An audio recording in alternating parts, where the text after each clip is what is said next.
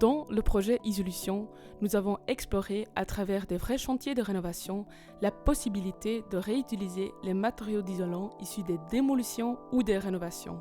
Ce projet était rendu possible grâce au soutien de Bruxelles Environnement dans le cadre du programme Renolapaidy.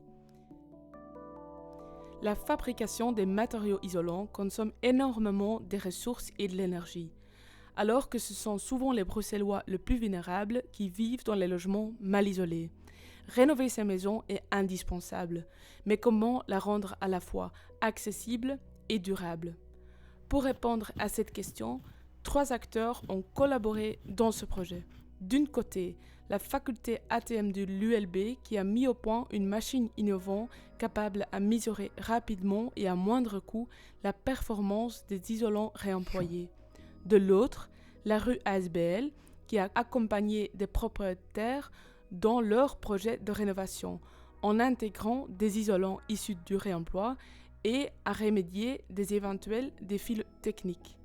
Et enfin, Casablanco a réalisé les chantiers pilotes sur le terrain et formé les ouvriers en insertion socio-professionnelle au principe de l'économie circulaire et de réemploi des isolants. Ensemble, nous avons mené une dizaine de chantiers pilotes expérimentant différents types d'isolants en différentes applications. Le réemploi des matériaux, c'est quelque chose qui est stimulé, qui se fait de plus en plus. Sauf que pour l'isolant, on avait très peu de retours sur la faisabilité de l'action. Étant donné que les performances thermiques semblent préservées, en tout cas pour les tests qu'on a fait jusqu'à présent, la différence résiderait surtout dans le fait qu'on n'a pas de traçabilité sur les isolants de réemploi et donc on n'a pas de fiche technique nous permettant d'avoir des informations aux propriétés thermiques de l'isolant.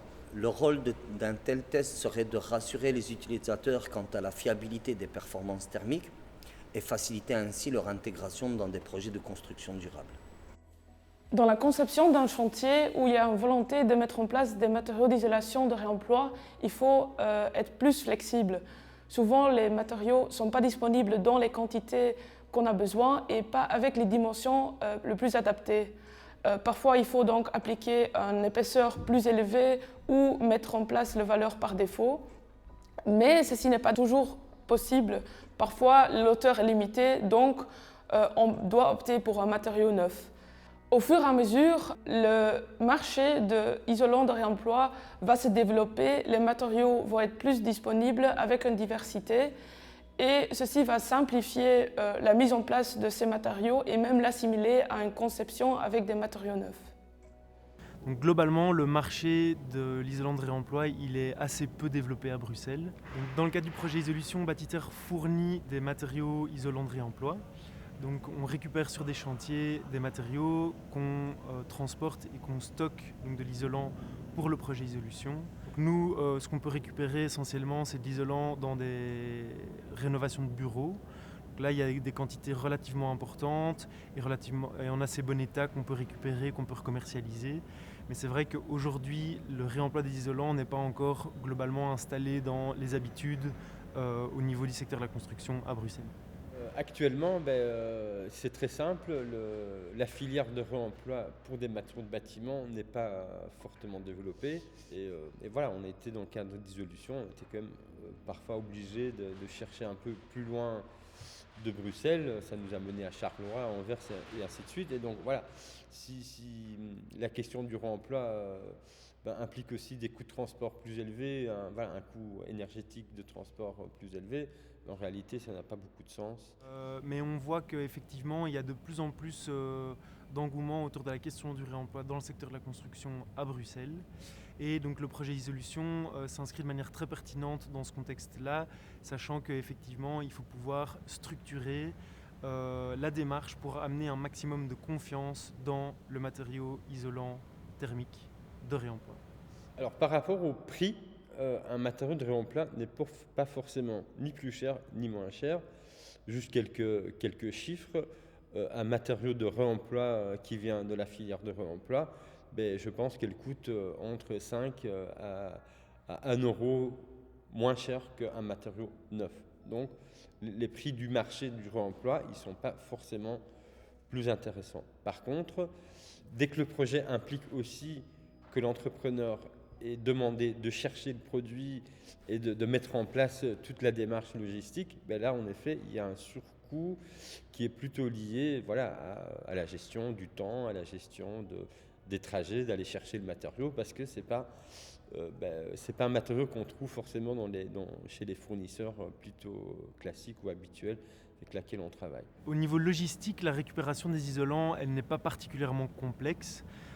Évidemment, comme tous les autres matériaux de réemploi, si on veut les récupérer, il faut qu'ils puissent être démontés soigneusement, conditionnés de manière adaptée. Mais globalement, il n'y a pas de difficulté extrême, si ce n'est la protection à la poussière et à l'humidité. L'isolant, évidemment, c'est un matériau qui est très léger, mais aussi très volumineux.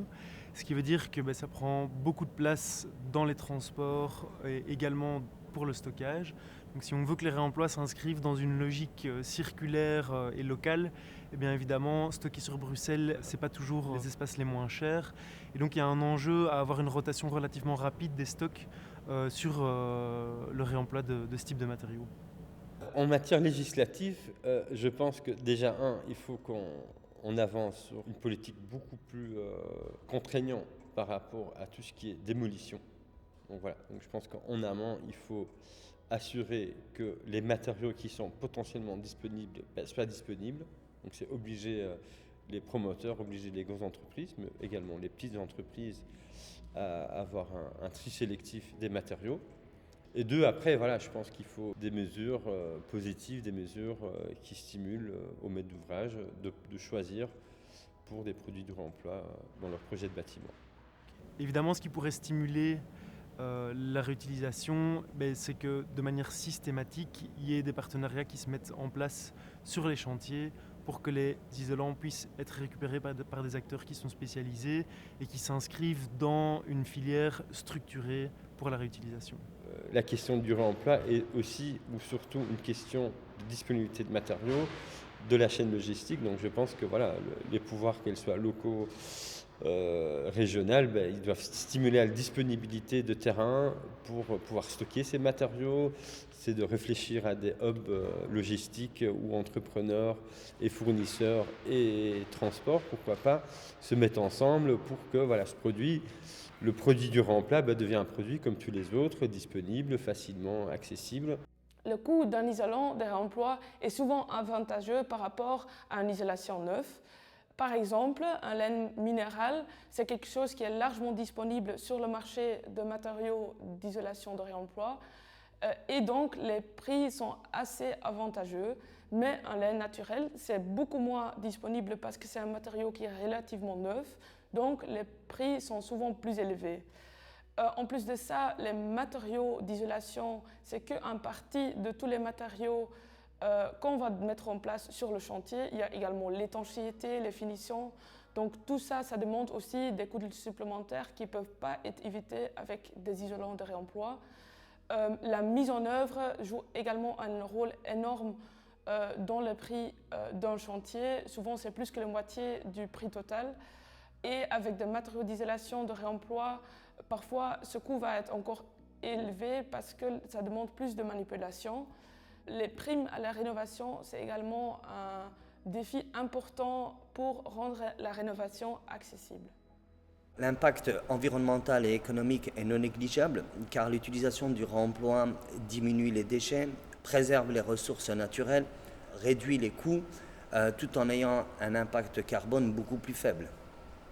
Alors un autre point qui est hyper important, en tout cas de notre point de vue en tant qu'entreprise solidaire, c'est de vraiment mettre en avant l'importance de revoir les relations entre le travail et le secteur de la construction. Donc depuis des années, depuis des décennies même, on voit que l'ouvrier est devenu un peu un élément parmi d'autres dans la réalisation d'un projet, un peu sous-évalué, un peu sous-exploité même.